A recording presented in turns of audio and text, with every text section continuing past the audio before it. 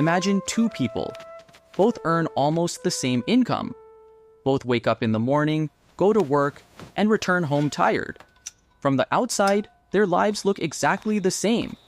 But 5 years later, one person is still worried at the end of every month, while the other is much calmer than before. Why? Was his salary much higher? No. Did he hit a jackpot? No. Then where did the difference come from? The only difference was this. One kept working for money, while the other put money to work for him. And that's where the real story begins. Let's understand it in a very simple way. Imagine two friends, Jack and Adam. This is just an example to make things clear. Both have jobs, both earn money, and both have almost the same dreams. A good home, family security, a little freedom, and a little peace. In the beginning, both are on the same track. The salary comes in, the bills get paid. A little spending, a little planning, then the next month arrives. Simple. But wait, this is where a small difference begins. Jack thinks, if my income just increases, life will be set. Adam thinks, where is the money I'm earning actually going? And is any part of it being saved for my future? It sounds like a small question, but that question changes the future. Look, income means money coming in, but wealth means the value that stays with you, grows, and helps you even when you're not working. Here's a simple metaphor. Imagine your life as a water tank. Water is flowing in from the top. That's your income. But there are holes at the bottom too. Those are your expenses. Now, if you keep increasing the water coming in from the top but never close the holes at the bottom, the tank will never fill up. That's the problem in many people's lives. Money comes in, but it doesn't stay. And money that doesn't stay can't build a future. Now the real game begins. Adam did one very simple thing one day. He didn't judge his money. He simply observed it. How much was going to rent? How much to necessary expenses? How much to lifestyle spending? And how much was being set aside for the future? And he discovered an uncomfortable truth. He wasn't earning too little. He was just living without a system. This is where the first twist comes in.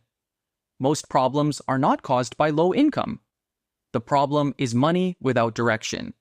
If an unexpected medical bill shows up, your phone breaks, you lose your job, or your home needs an urgent repair, what happens? If you don't have an emergency fund, even a small problem can turn into a big one. So the game isn't just about earning money. It's also about protecting yourself from falling. Think of an emergency fund like a helmet when riding a bike. A helmet won't help you win a race, but it protects your head if you fall. And in the money game, sometimes surviving comes first, then growing. Now, the third point, and this is something many people miss.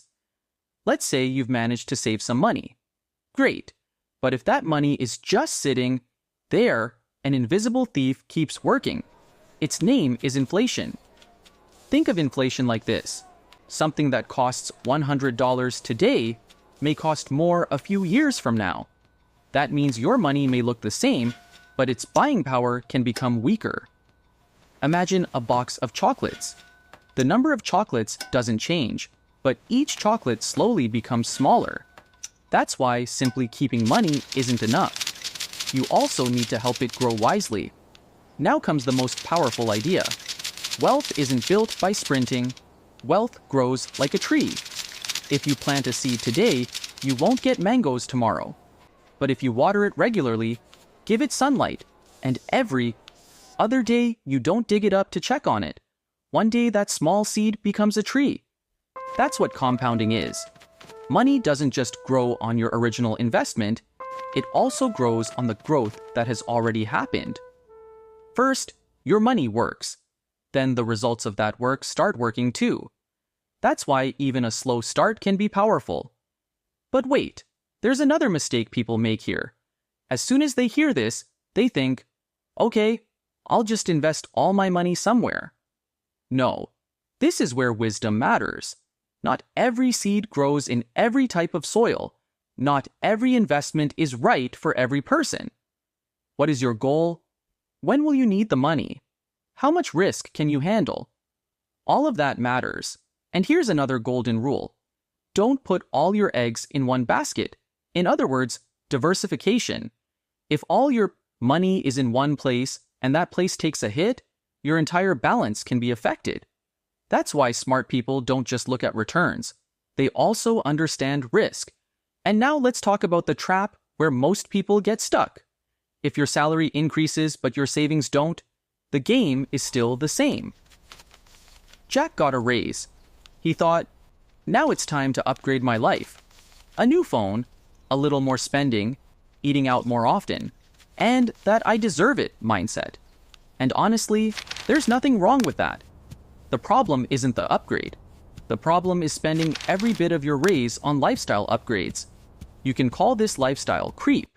Slowly, those extra expenses start to feel normal, and your old salary begins to seem impossible. Then, even after earning more, you still don't gain freedom. What did Samir do? When he got a raise, he didn't immediately change his lifestyle. He strengthened his system. A little more for his emergency fund, a little more for automatic savings, a little more for learning, and a little more for the future. He gave his money direction.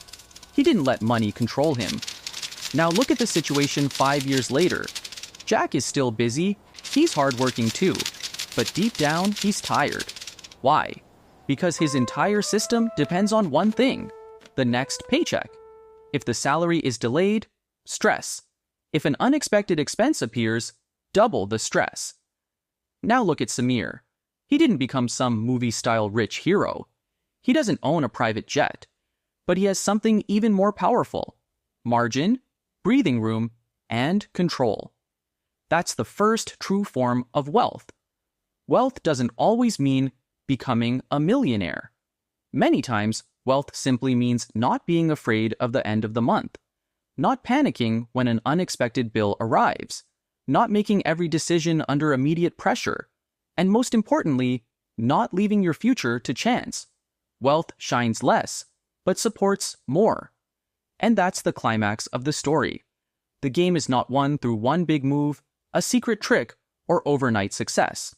The game is won through small, repetitive, often boring, but good decisions, tracking your expenses, saving some cash, growing your money, understanding risk, and asking yourself every time, am I just looking rich today, or am I actually becoming stronger?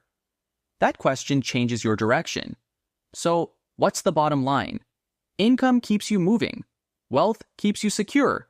Income runs the household. Wealth builds the future. Income is active. Wealth is both protective and productive. And if you want to start today, you don't need a huge step. Just do these 4 small things. Step 1. For 1 month, write down where your money is going. Step 2. Start building a small emergency fund. Step 3. Whatever is possible, automatically save or invest a small amount of money. Step 4. Invest in your skills, because your best asset is often yourself. Just remember, a tree doesn't grow in a single day, but if the seed is never planted, the tree will never grow. So the question is not how much you earn. The question is whether you let your money flow away without thinking, or gently and wisely direct it toward your future. If this message truly resonated with you, say one line to yourself today: I will not just increase my income, I will build wealth. And if you want more simple, honest, life-changing videos like this, stay connected. Because real change doesn't begin with noise. It begins with small, smart decisions.